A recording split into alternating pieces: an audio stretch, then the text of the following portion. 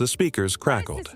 I had my hand on the ignition key, turned to the accessory position, not the start, just enough to bring the electrical system online so I could assess what was working and what wasn't. The 1969 Mustang Fastback had been sitting under an oak tree on a Farragut lawn for 9 months, and I had expected silence, or the specific static of old speakers finding themselves asked to work after a long rest. I had not expected a voice. Ellie. The voice was a man's. Older, measured, with the specific quality of someone who had thought carefully about what he was going to say and had decided to say it simply. I looked through the windshield. Ellie Weston was standing at the front of the car with her hand on the hood. She was 32 years old, and she was getting married in 6 hours, and she had hired me that Thursday to remove her father's car from the lawn where the ceremony was going to take place. She had explained the situation on the phone with the specific composed efficiency of someone who had been managing a difficult thing for a long time. Her father had parked the car there the September before, 9 months ago, and then he had died 4 days later, and the car had stayed because moving it had felt like moving him, and she had not been ready, and now the wedding was in 3 days and she needed the lawn. She had said it all in one breath, the way people said things they had been carrying. I had said I would come Saturday morning. She had not known when she hired me that the car would speak. Ellie, if you're hearing this, it means you're getting married and I'm not there. Her hand on the hood went still. I'm sorry for that. I would have given anything to be there. I did not turn the ignition off. I understood immediately what I was hearing, and I understood immediately what the moment required, which was stillness. Not my stillness, the car's stillness, the morning's stillness, the specific preservation of a space in which a dead man was speaking to his daughter on the morning of her wedding. My daughter Nora was sitting on the fence at the edge of the lawn, 7 years old in her Saturday clothes, watching me work the way she watched everything, with the complete attention of a child who had decided the world was worth looking at carefully. She had gone completely still when the voice came through the speakers. The June morning was around us, the specific quality of a Tennessee June that was warm, but not yet the heat of what June would become. The oak tree above the car doing what old oak trees did in early morning, which was hold the light and the shade simultaneously and not require you to choose between them. Frank Weston's voice came through the speakers of his 1969 Mustang Fastback on a June morning, 9 months after Frank Weston died, and his daughter stood at the front of the car with her hand on the hood, and I sat in the driver's seat and did not move, and the morning held all of it. I want to tell you about my father's car before I tell you about Frank's, because the specific way I understand what a car can hold begins with a 1971 Chevrolet Chevelle in dark blue that I have not seen in 9 years, and that I think about more than I tell anyone. My father was a mechanic, not a towing and recovery specialist like me, a straight mechanic, 30 years of it, the specific honest work of understanding what was wrong with a machine and fixing it correctly. He had the quality of someone who never lied to a customer about what a car needed, which was rarer than it should have been in the business and which had built him the kind of reputation that lasted, the word-of-mouth reputation of a man you sent your mother to because he would not tell her she needed something she did not need. The Chevelle had been his since 1974. He had bought it at 23 with money he had saved from 2 years of working at a dealership service center, and he had maintained it for the following 41 years with the specific continuous attention of a craftsman who had decided that this one object was going to be kept exactly right. Not restored, the Chevelle was not a show car. Maintained. There was a difference, my father explained to me when I was 9 years old sitting in the passenger seat while he drove to get parts. Restored meant you were making it new again. Maintained meant you were keeping it what it always was. I had understood this when he said it. I had understood it more as I got older. He took me to work on Saturday mornings from the time I was 6. Not because he had to. My mother was home, there was no necessity, but because the shop was where he was most himself, and he had decided that the place where a father was most himself was a good place to bring his son. I had learned to identify makes and models at 7, and to change oil at 9, and to diagnose basic engine problems by listening at 12. Not because I was destined for it. I had found my own version of the work eventually, towing and recovery rather than repair, but because my father had understood that what he was teaching me was not automotive mechanics, It was how to pay attention to something until you understood it. He died in December 2015. Pancreatic cancer, the specific fast kind that went from diagnosis to death in 4 months. He was 61 years old. I was 26. Beth and I had been engaged for 7 months. The wedding was in June 2016. He did not make the wedding. The Chevelle was sold by the estate in January 2016, 5 months before Beth and I were married. Not anyone's fault. The estate needed to be settled, and my brother and I did not have the resources to buy it from the estate at the time, and it went to a private buyer in Maryville whom I have never met, and who I hope has maintained it the way my father would have wanted. I have thought about that car more than any rational person should think about a car. I have thought about it because the Chevelle was where my father was most himself, and it was gone, and the specific loss of an object that held a person was something that I had not understood before and that I understood completely after. When Ellie Weston had described the 1969 Mustang fastback on the lawn, British racing green, her father's car parked under the oak tree, I had understood on the phone what kind of car this was going to be before I arrived. Not the make or model, the kind. Frank Weston had been a mechanic for 40 years. This was the first thing Ellie had told me on the phone, before she explained about the lawn, or the wedding, or the 9 months. She had said it the way you said the most essential fact about a person, not as biography, as definition. My father was a mechanic for 40 years. He had bought the Mustang in 1978, 19 years old, from a man in Oak Ridge who had driven it from the factory in California and who had put 40,000 miles on it in 3 years and who needed money more than he needed a sports car. Frank had paid what he had and had driven it home on a Thursday evening in October and had parked it in front of the house in Farragut where he and Diane would eventually raise Ellie and where the oak tree in the lawn was already old enough to have earned the specific authority that old oak trees had. He had maintained it for 45 years. Not restored, maintained. Ellie had said this on the phone and I had understood it completely. The Mustang had been at Frank's wedding in 1984, at Ellie's birth in 1992, at Ellie's first day of school in 1997, at every Father's Day drive that Frank and Ellie had taken together from the time Ellie was 4 years old, and had decided that Father's Day should involve a drive in the green car because the green car was what Father's Day felt like. The last Father's Day drive had been June 2023, 3 months before Frank parked the car under the oak tree and walked back to the house and died 4 days later. Frank had known his heart was not healthy. He had not told Ellie or Diane. He had been managing a cardiac condition with his own doctor for 2 years, the specific private management of a man who did not want his remaining time to be about his dying and who had decided to spend it being present instead. He had been told 18 months before his death that his heart was in significant decline. He had arranged his affairs quietly, in the way of a mechanic who understood that a machine required maintenance even at the end.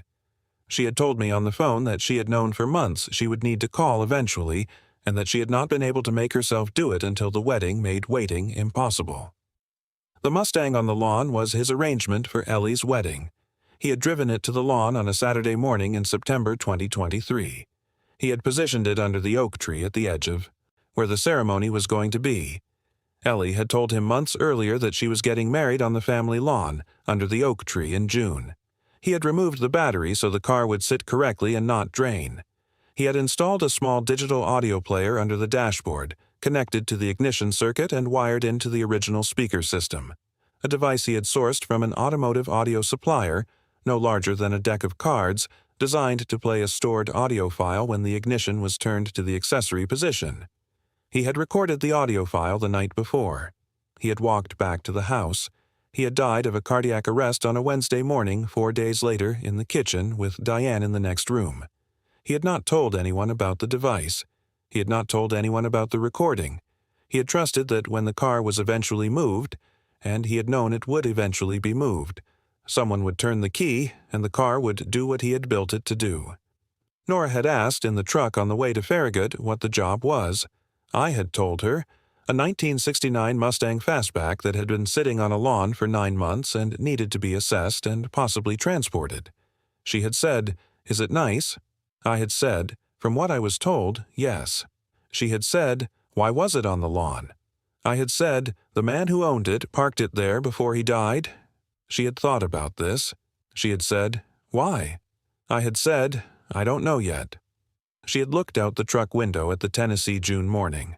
The fields and the tree lines and the specific quality of a Saturday morning in early summer when the world was still in the part of the day that belonged to itself rather than to the people who lived in it.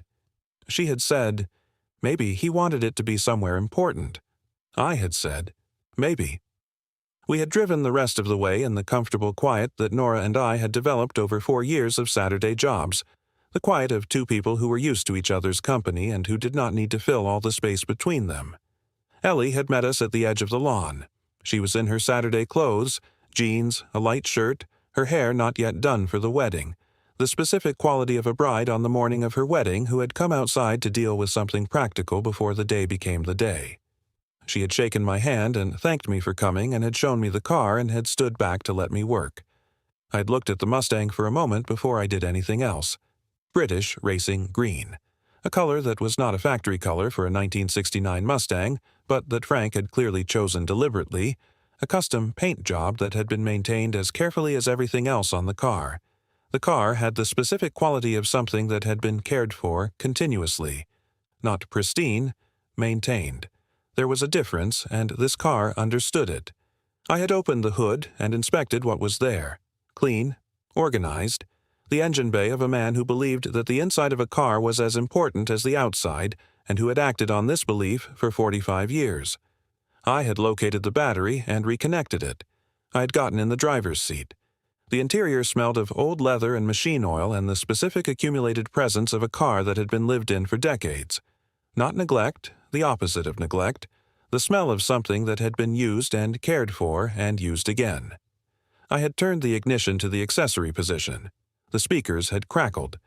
Frank Weston's voice came through the speakers of his 1969 Mustang fastback for 2 minutes and 18 seconds on a June morning on a Farragut lawn. I am going to tell you what he said. He said, Ellie, if you're hearing this, it means you're getting married and I'm not there. I'm sorry for that. I would have given anything to be there. I parked the car here because this is where you're going to get married and I wanted some part of me to be in this spot on that day. The car was at every important thing in my life. It should be here for this one. I have some things I need to tell you. First, your mother. She is going to be all right. She is stronger than she lets on, and she has been stronger than she lets on since before you were born. Take care of her the way she has always taken care of everything, which is by showing up. Just show up. That's all it takes. Second, Marcus. I know Marcus. I have watched him with you for 3 years, and I know what kind of man he is. He is the kind of man who shows up. That's the whole thing, Ellie. That's all you need to know about a person. Do they show up? He does. Third, you. You are the best thing I ever did.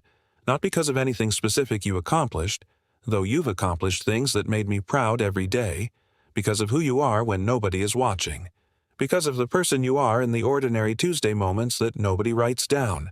I know who you are in those moments. I have always known. Drive the car sometimes. Don't keep it in a garage. Cars are meant to be driven. I love you, Ellie. Go get married. Dad.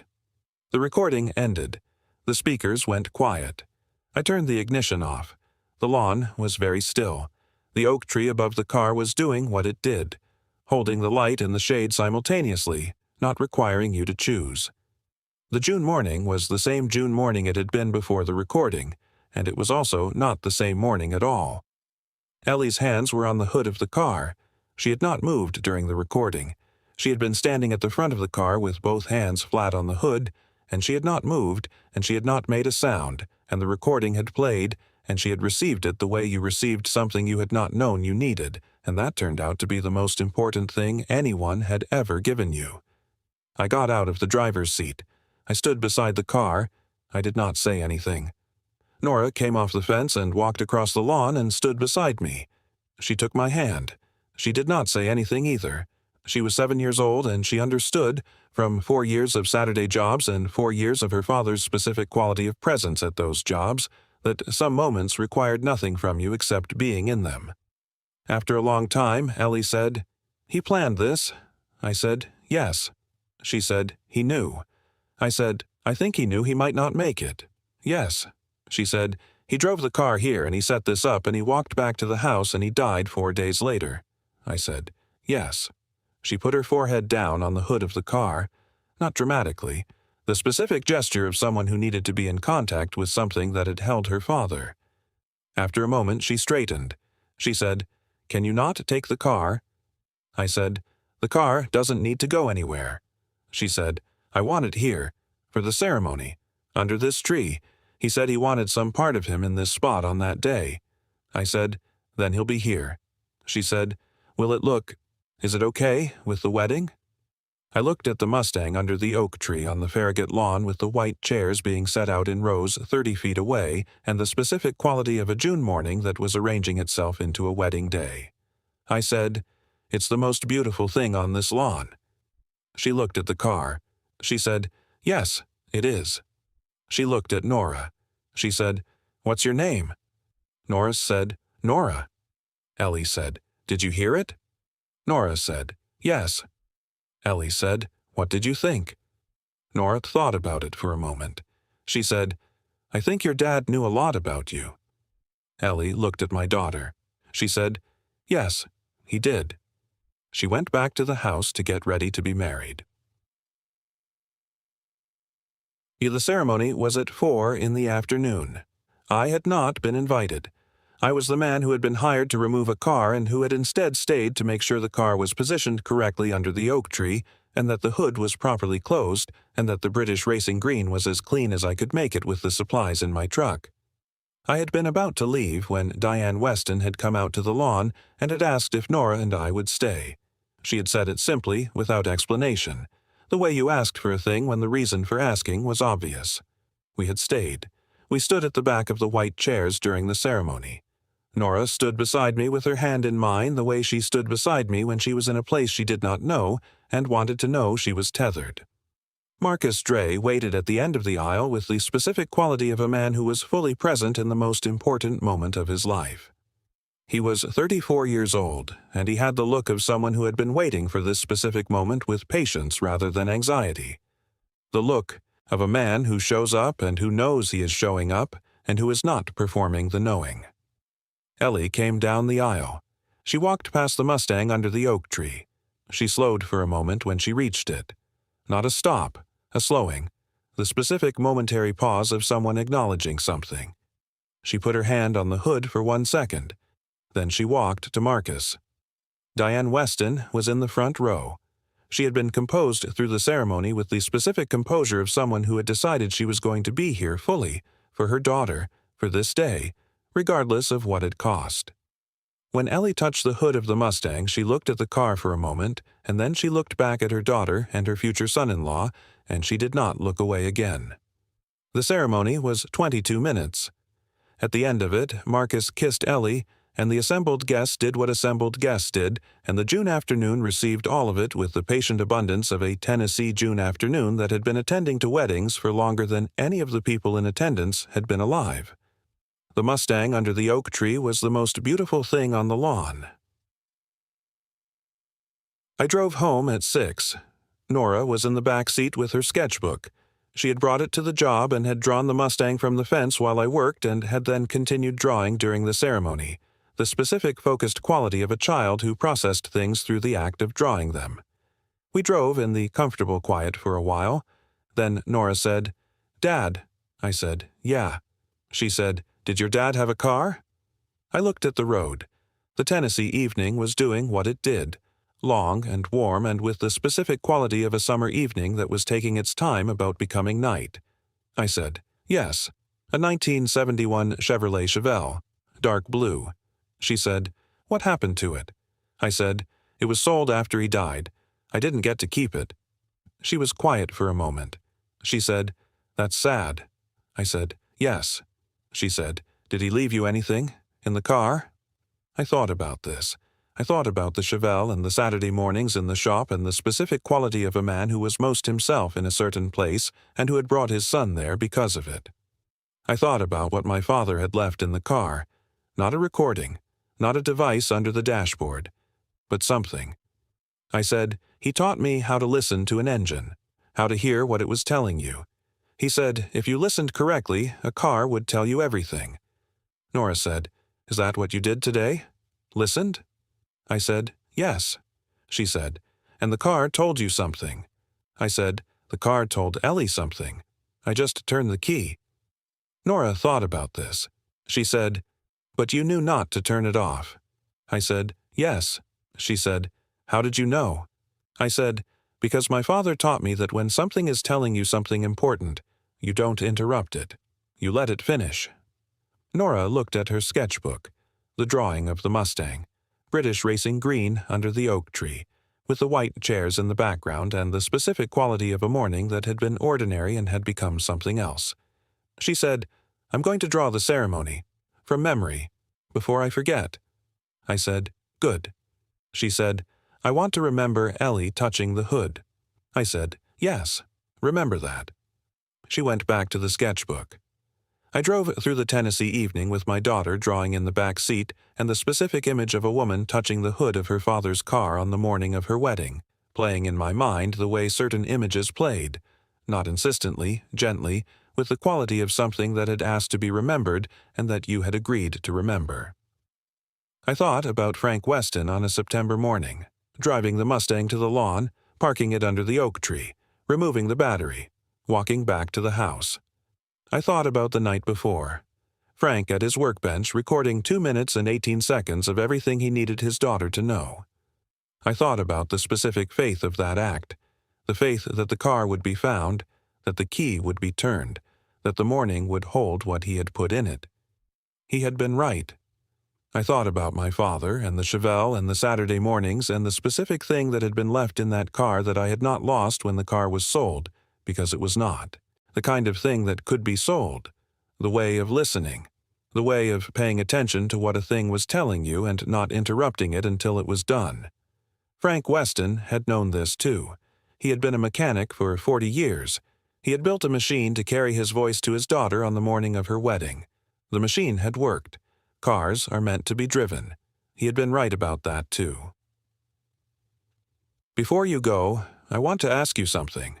Has someone left you something, not a thing exactly, more like a way of seeing or a way of being, that you didn't fully understand until much later? Something that arrived when you needed it, in a form you weren't expecting. Sometimes the most important things people leave us aren't in wills. Tell me about it in the comments. I read every single one. If this story stayed with you today, share it with one person who needs to hear it.